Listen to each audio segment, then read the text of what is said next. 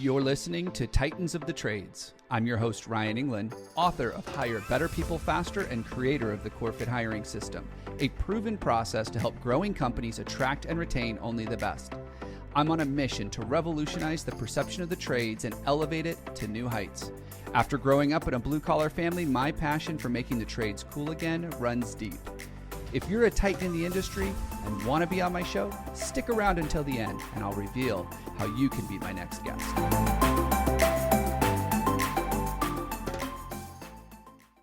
Welcome back. I am your host, Ryan England. Today's guest is someone who looked at an age-old problem, took a different perspective, and solved it for the military. And it wasn't long before he said, hey, I can take this same service that I'm offering the military and give it to the consumer. But what I was most interested in was, how do you solve problems when you're in the problem? And so in today's episode, we are going to talk about how to shift your perspective, how to think outside the box so that you can solve problems in a way that no one else in your industry is solving, so that you can differentiate yourself and get everything you ever wanted out of your business. I want to welcome to today's show the president and CEO of SecureIt Tactical, Tom Kubiniec. Hey, Tom, welcome to the show. Well, thank you very much. It's a pleasure and honor to be here. I'm excited to have you. And like I said, you're in a business that is very near and dear to my family's heart. My brother being in the gun sales business as well, and a horrible influence, by the way. He always sends me pictures of these really cool guns he gets in stock, and I was like, ooh, I want that one. But you run a business that is very closely related to the gun industry. Tell us a little bit about yourself and that business.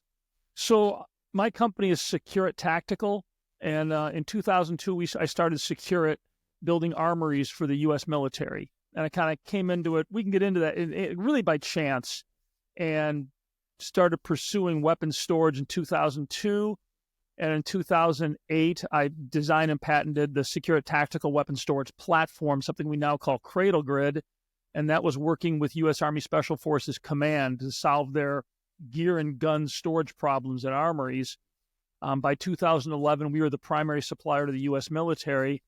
And then 2015, we went into consumer products, taking all of our years of military experience to design a line of modular, fast access gun safes that really, it gives you the, military style storage in your home, which is, what we'll define as proper storage for firearms, but also the integration of gear. And that's, we see that, the military, it's all about the gear, high value gear that goes in armories. And we see that now in the consumer market. The volume of tech, of expensive gear associated with firearms is growing exponentially. Wow. So I imagine working with the military, I'm going to guess here, but they are very specific on what they want, what they need, how to work with them. They might not know how to get there, but they're like very specific. Whereas a lot of consumers are like, hey, I just want a cool gun safe, right? They had problems they didn't know how to solve. Okay. And they had legacy systems that just wouldn't work. What we really brought to them was simplicity. And, and that's what works, even for consumers. If you've got a junk drawer in your kitchen, what, most people do, what's in there? You have a pair of pliers, a screwdriver, some duct tape, maybe zip ties. We keep the simplest tools handy because those are the ones that solve the most problems.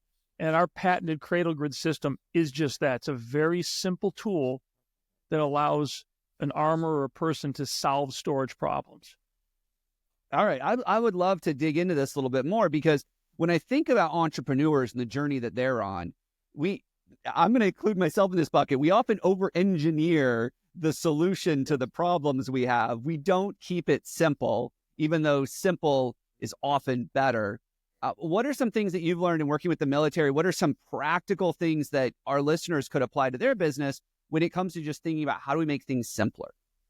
That's always a tough one, because I always say it's really easy to design a complex system to solve a complex problem. The magic of Steve Jobs, like the iPad, there's no directions. No, just use it. I remember giving one to my mom years ago.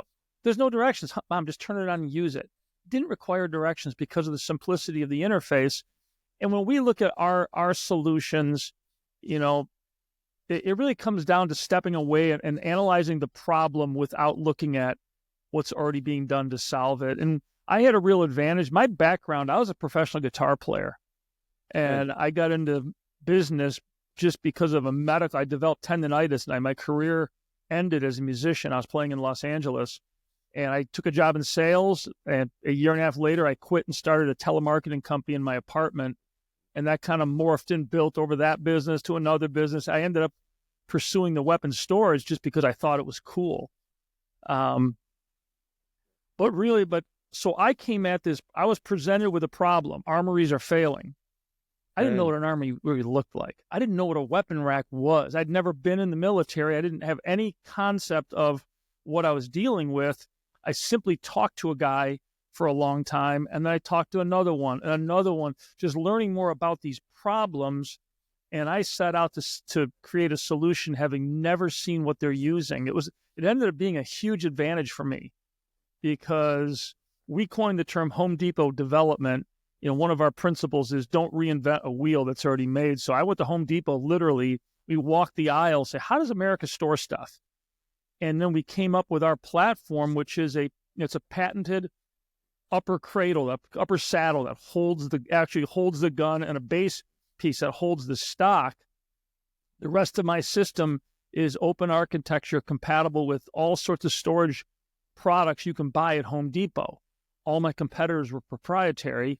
And then when it came to weapon and gun storage, the basic methodology was you get a weapon rack with a modular back panel, then you have different brackets for all the guns so that the racks are adjustable. And that's what my competitors had. There were two primary competitors.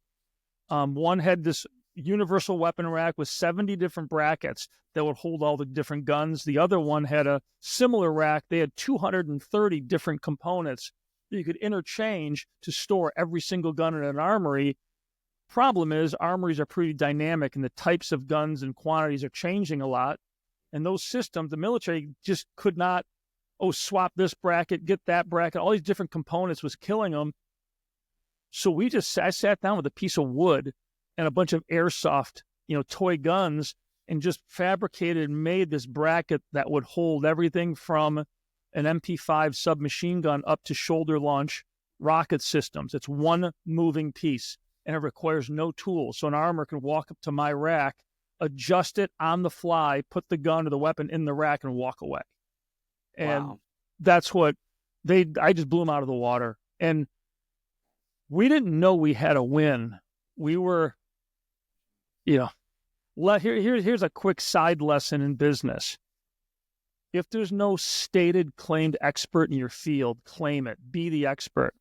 A quick story. We were just getting into weapon storage. I was a dealer for another company's products, and we became aware of this contract. U.S. Army Special Forces Command was issuing a contract for an arms room assessment program. They wanted to hire a company to tour all their armories and create a report as to why they're failing inspections and make recommendations for improvement. This is really what launched SecureIt. It was 2008. We became aware of this through a friend, and we scheduled a meeting. We're a 3-person company. Gary Myrick was my sales guy, and myself went down to Fort Bragg. We had never done this. We had no idea what we were doing. And, we're in our Holiday Inn Express hotel. Are our shirts white enough? Can we actually pull this shit off? And we walk into the base. We're at Fort Bragg. It's U.S. Army Special Forces Command. I think it was 7th group or 3rd group. And we're walking through the hallways of all this memorabilia, and it's a fairly new facility. Coming up to his office, it just hits me out of the blue. I walked into his office, and I said, good morning, sir. My name is Tom Kubiniec. I'm considered the leading authority in small arms storage and armory design, and I really think we're the company to do this for you. And we sat down, we spoke for 15, 20 minutes, and then we left. We got out in the parking lot, and Gary was like, what was that? I go, what was what? He goes, the leading authority. And I started laughing. I said, Gary, it just came to me when we were walking down those hallways. Nobody knows how to do this. They're looking to hire a company that doesn't exist. There's no expert. I said, I simply claim that we're the pros from Dover, and nobody can argue with me. Nobody can say we're not. We win this contract, and we have to back it up. We ended up winning the contract. We were a 3-person company. We were bidding against Harris, L3, and I'm sure they were throwing millions of dollars at this with some big program. We just went at it with pretty simply. And over the next 18 months, I traveled all over the country to every single Special Forces armory. I spent a day with each armorer, lots of photographs, interviews, watched the workflow, saw all the problems firsthand. That's when I developed this system of one moving component. And that's when I actually became the leading authority in small arms storage, armory design. Today, SecureIt is the global leader in military weapon storage. We build armories all over the world. And wow. I'm considered the guy. You're the guy. Designed all this. I had never owned a gun when I designed. I bought my first gun in 2010. And we were starting getting it. Once we got into consumer products, I said, I've got to get good at this. So since 2015, I've taken probably 50 training classes. I shoot on a regular basis. I'm an avid hunter. We now have the SecureIt 500-acre hunting ranch. It's a big whitetail property here in central New York. And I'm out hunting waterfowl, predators, coyotes in the summer sometimes, and do a lot of long range shooting. So I've really taken to the sport. I really enjoy it, but I designed our core technology having had never participated in it. And I think that outside look gave me a real advantage. I was going to say, sometimes I think that there is a real advantage that because you don't have all those bad habits to unlearn. Correct. You don't have all of that groupthink that's occurred with people who've been in the industry for generations. And so you're able to look at it and just say, I'm going to walk down to Home Depot and see what I can figure out. It's if you're looking at a problem, like contractors looking at problems, it's always good to, if you got friends or buddies that work in other businesses, nothing near what you're doing, run the problem by them and just say, what would you do? I always love getting outside. Some people really don't want to get outside ideas. I love getting outside ideas on things. And my wife takes care of the kids, homeschools, does all that other stuff. And she's a little bit involved in the business, pretty much as my therapist. But often I'll go to her and I'll present a problem to her. And she's like, I don't understand the problem. Why don't you just do this? I'm like, because I never thought of that. Thank you. We all go through the world with blinders on. The other piece, when you're trying to solve problems, is you never know when the solution is going to pop in your head. But I tell everybody, write everything down. Get the stuff out of your head. If you've got an idea, if you've got a problem, if you have a possible solution, commit it to paper or shoot a video talking about it. I was a musician for many, many years. And if you got a song in your head, you got to get it out, because you got no room for more songs. And the same thing is with creative information. When you're trying to solve problems, if you get a solution in your head, commit it to paper in as much detail as you can. That gets it out of your brain and actually frees you up for more thoughts, for more. Yeah. And I think that, your brain to a certain extent works like RAM in a computer. You got your hard disk and you got your RAM. The RAM is the operating memory of your computer. If you got your RAM packed full of all these thoughts in your head, you're losing your capacity to solve problems, for more creative thinking. Yeah, one of the tools that we've started using and we recommend it to all of our clients is Loom. I don't know if you've heard of that, but it's screen recording software that you can just brain dump verbally into it. And I put it on my phone, I hit record audio, and I just talk to my phone while I'm in the car or in between meetings, and gets all these ideas out. And then Loom is smart enough to say, here's what I think you were talking about, categorize it. I can go back and search it anytime I want. But now it's out of my head. My team can see it. They can go after it. They can take it. But I think that I agree with you, that outside perspective, that different way of thinking about it, getting this stuff out of your head so your subconscious can work on it, other problems, or even that problem some more. That was all great advice. Yeah, it's. I'm gonna look at Loom. I use Evernote, and I have just a voice recording app that I use. But that sounds like Loom has an AI component to it that goes in and really isolates. And that's always, again, when you're running a business, I've become now, SecureIt's a good sized company, and my time has become very precious. So anything you can do to summarize, and again, in all business, in all sizes, time management. Yeah, it transcribes it, and then it gives you an SOP based on what it thinks you were saying. So wow, it gets you in 80% of the way there without having to actually write it down. Which I wonder if do they have a wife version that could tell my wife what I was actually thinking? When that happens, I've seen the videos, the comedy series about that. But yeah, there's nothing out there about that. I mean, we deal with it all the time. Is there a way that the employee could actually understand what the boss is saying and vice versa? Well, like it didn't even exist there. So, hey, you said it's a pretty good sized company. Talk to me a little bit about what it was like to grow your team and what are some of the lessons you learned along the way as you were growing to scale this and become the leading authority in the world on this? There's one big hurdle that I didn't realize I had until I did, and I made a change. And SecureIt is my third company. I started Jet Computer Products in an apartment selling typewriter and printer ribbons, computer supplies. And within 3 years, I had 18 sales reps. We ultimately grew to about 4 million in sales. I sold to my partner around 1992, started Greenline Data, same company, but now I had no partners. Built that company very quickly to 3 to 5 million in sales. And then SecureIt came along in 2001, which really was a brand, originally just a brand of Greenline Data. It wasn't a separate business. And I started that, and that grew very quickly to 4 or 5 million in sales. And one day it really hit me because I just couldn't break through that ceiling. I was here bouncing against 5 million in sales, trying everything. In my history in business, I was a $5 million a year guy. I had run 3 businesses that could have grown bigger, but they all leveled off. So I just one day realized it's me. I said, I've got to change who I am. So I really just, when you're trying to make change, it's all about getting up and turning left instead of right. You just, from the time you get up in the morning, do things differently. And I just started reaching out, looking at where, how can I become a better owner, a better leader? I started talking to people specifically about, guys, I'm hitting the wall and I don't know what to do. I never went to college. I was a guitar player out of high school. And I don't think college would have given me any insight. And I joined a group called Vistage, which is a CEO peer group. It's a global group. I have a group in Albany that we meet once a month and talk about business. It's almost like having a board of directors, but we're all business owners between $5 and $100 million companies every month, helping each other solve problems. And I remember early on, I said, guys, look, I'm a CEO of a company. I don't know what a CEO does. And they started laughing. I said, no, seriously, guys, I don't know what a CEO does. I'm a salesman. And through working with those guys and having a coach and then various seminars and people I'm talking to, it was presented to me that there's levels of business.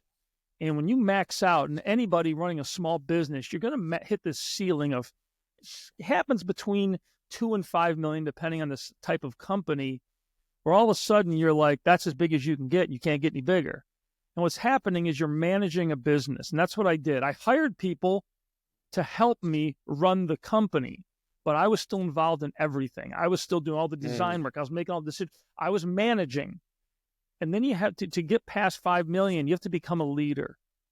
And there's a difference. And the simplest way, and I'm all about doing things simply, is you want to become a leader and you're a manager, delegate everything. Everything you do, delegate. And it's hard to sometimes to conceptualize or think about that. But when you look at a general in the military, they tell people to do things. They don't do things. They're paid to think and make decisions. And that's what a leader is paid to do.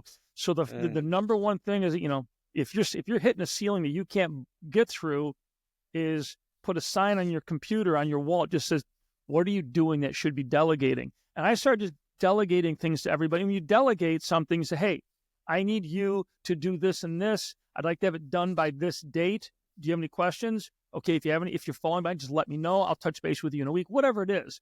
But it's just, sure, you need to just delegate everything. And my first thought was, if I delegate everything, I'll have nothing to do.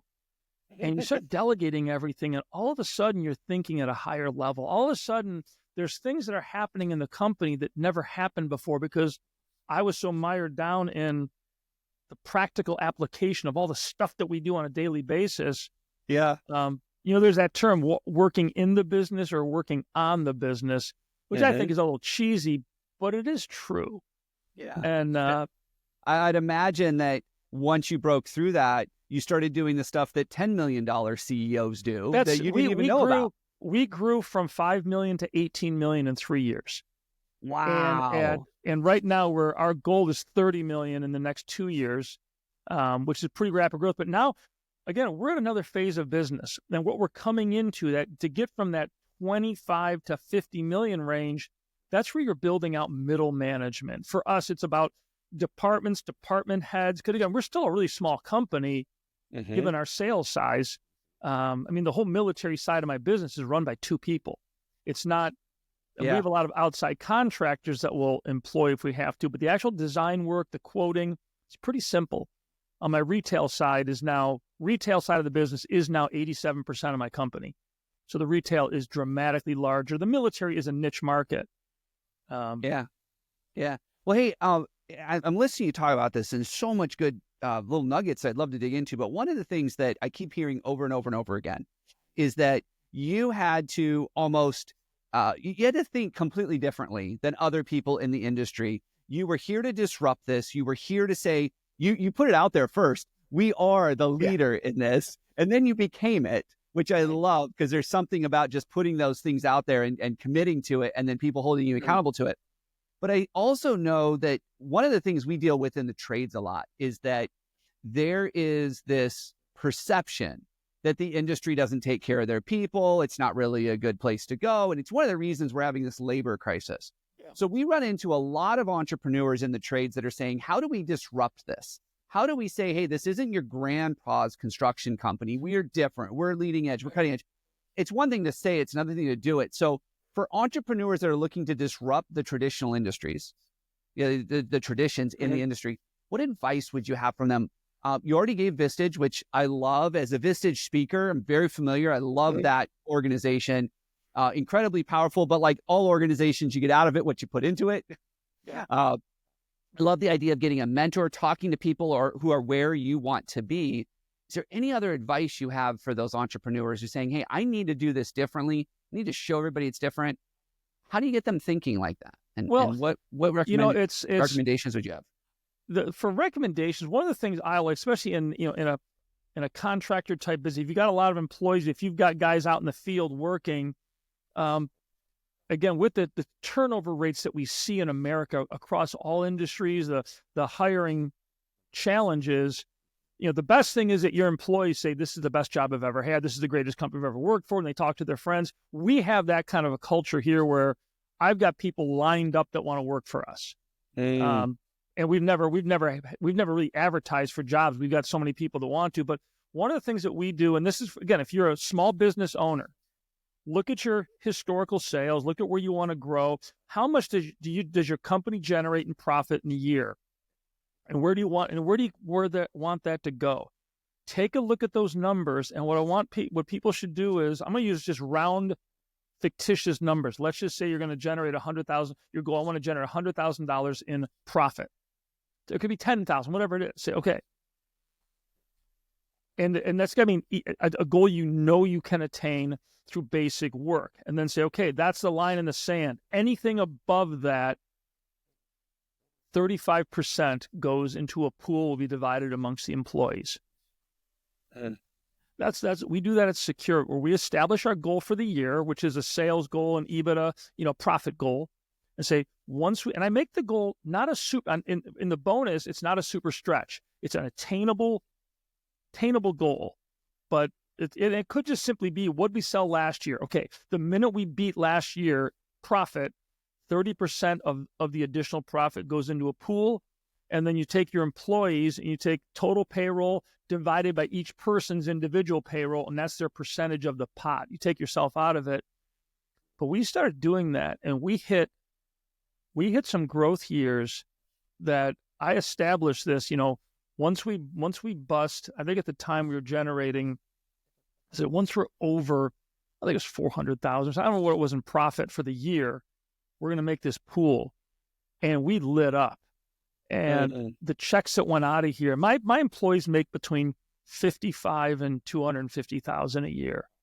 The smallest bonus check that went out of here was 18,000. That was the smallest. I had 2 people buy their first houses. This was in 2 years. 1 year it was, the smallest checks were 18,000. 2 years later, smallest checks were about 12,000. Wow. On up to 150,000. And I had some guys in business saying, Tom, doesn't that kill you? You're giving away hundreds of thousands of dollars in profit in your company. I said, I'm giving away 30% of growth in profit. And it was we had a big company gathering and people knew we were doing well. And I actually made a preemptive strike. I didn't wait till the year was over. We were so far ahead of the goal that I did a distribution against the bonus as a surprise. And it was unbelievable. And I love that. We've been doing that ever since. And now, granted, you got to treat your employees kind of like owners. We've also had, post-COVID, my industry shrunk 40% after COVID. We were up 2%. But at 2% growth, there's no bonuses. So we've had, last year was no bonuses. And guys, don't get used to these. This is when it's always the trick, right? I'm the owner of the company. If we don't grow, if we don't show a profit, I lose my ass. And I will say, just so for context, SecureIt went crazy, and we became this, military contractor, largest supplier to the U.S. military. Then when sequestration hit in 2013 under Obama, it wasn't an Obama thing; it was a congressional thing. That were those forced military cutbacks. It was called sequestration. My company was decimated, and over 18 months, I laid off all but 3 people. I went through every asset I had, and we had our house for sale. That was the last asset I had, was my house. We were going to just get either rent or buy a cheap little farmhouse. I've got 3 little kids, and I was broke. SecureIt was jamming. I'm a pilot. I had a plane. I was flying all over. We just were killing it. And I went back to my roots, which is, I started off in a tiny little apartment in a bad neighborhood in LA with my first business. And we went right back to that and had to rebuild. That was when we made the decision to go into retail.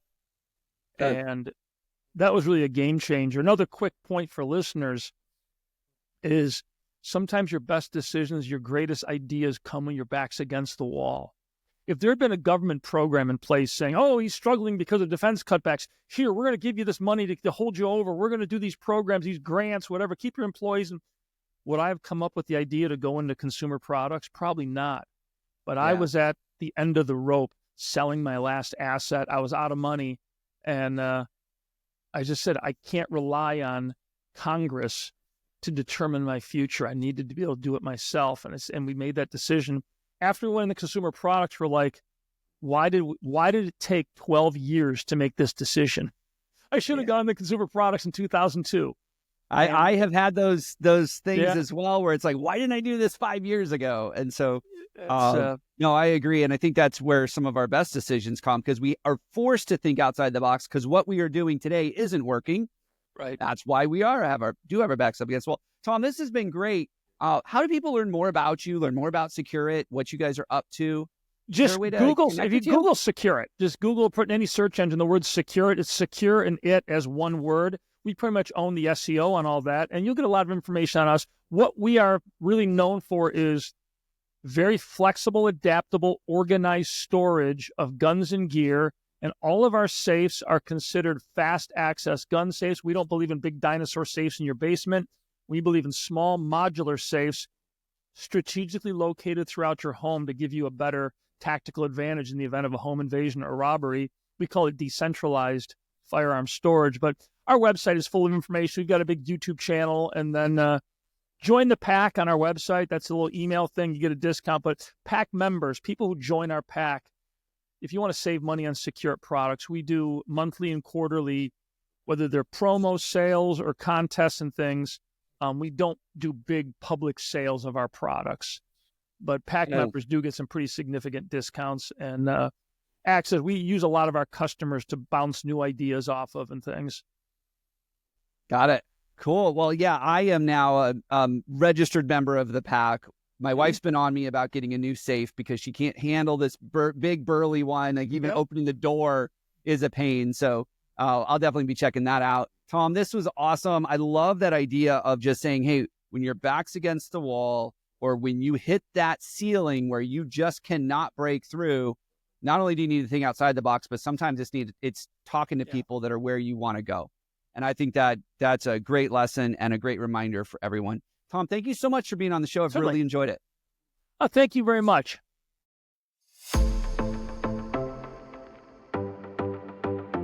Ryan England here. Thank you so much for listening to Titans of the Trades. If you're a titan in the construction, manufacturing, or skilled trades industry and would like to be a guest on my show, please visit podcast.corematters.com. If you found value in this interview, would you share this episode on social media? Just do a quick screenshot on your phone and share it with a friend or post it on social. And if you know someone that would be a great guest, tag them on social media to let them know about the show and include the hashtag Titans of the Trades. I love seeing your posts and guest suggestions. We are regularly putting out new episodes and content. To make sure you don't miss any episodes, click the subscribe button. Your thumbs up, ratings, and reviews go a long way to help promote the show and get me one step closer to solving the labor crisis facing the industry. Want to know more about how we're doing that? Go to our website or follow me on LinkedIn. Thanks for listening.